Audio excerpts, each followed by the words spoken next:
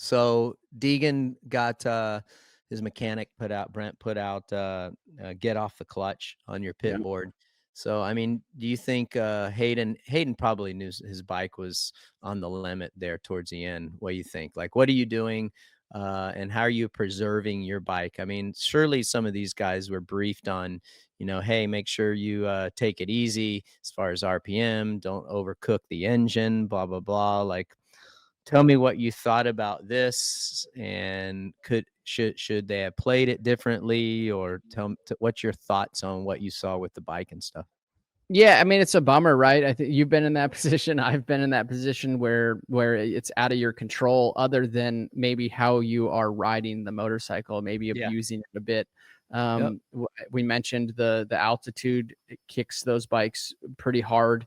Makes it tough on the bikes, makes it tough on the rider. But yeah, overusing the clutch, and also we know that Hayden, and a lot of these riders do too. A lot of those dudes I have on my notes. A lot of those dudes, not just in the 250 class these days, but especially on the Yamahas in particular, it seems like they ride it at a lot of them, not every one of them, ride at a very high RPM, right? A lot Yes, of that's clutch, yep. yeah, just like a lot of over rev. So just by that alone, you're going to create a ton of engine temperature.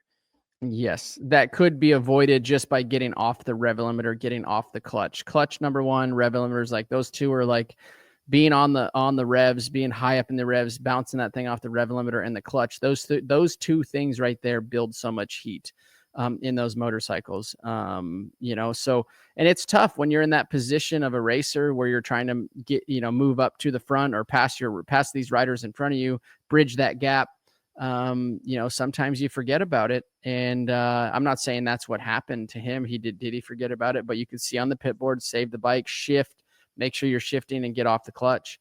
That's the crazy thing about our sport is it's not just only about the rider. It's managing the track, managing the bike. Yep. Damn right.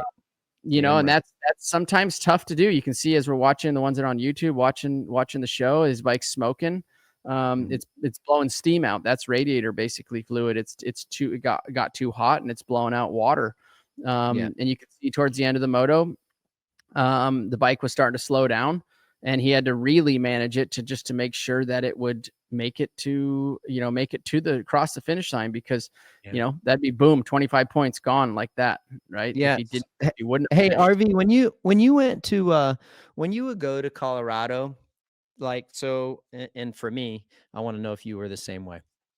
When I would go there, obviously we all want to win, but we also knew, like you talked about, part of these championships, especially in the Pro Motocross Championship, because of mud, or like mud races and Supercross or SMX, part of it is preserving the bike and making the bike last and getting it to the end and maximizing the points opportunity that is out there. And again, getting it to that checkered flag. But dude, when I would go to Colorado, I would knew, like, okay, if I rode the bike too hard early on or for too long, like the gas would boil over and the thing would start bogging and sputtering.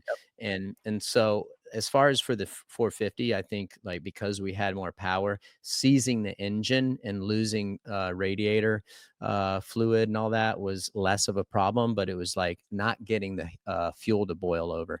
So I would I would ride a certain percentage less, with less intensity, less RPM, and gear my bike lower or higher, whichever one you want to call it, to where I didn't have to use a clutch, or I didn't create as much engine heat. Like, that was my purpose and my goal. Were you like that the same way, like Colorado, or no?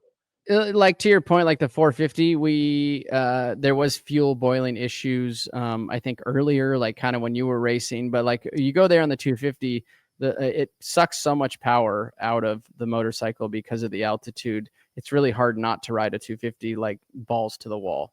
Now you can move to the 450 class, like you said, you got more power. And I wouldn't know this because I didn't do a 250 there. So this is interesting. So like the 250, you got to ride that thing. You got to wring its neck. But staying off the rev limiter and not abusing the clutch is something you can still do while riding very hard.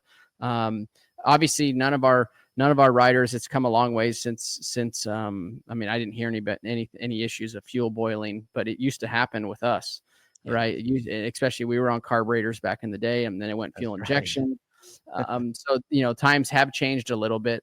But yeah, I think I didn't have any issues with the 450. I could ride that thing very hard. And I was also fairly easy on clutches, back in my day. So, you have to be, not only do you have to be a phenomenal athlete, a phenomenal racer, you have to be smart also about managing your equipment.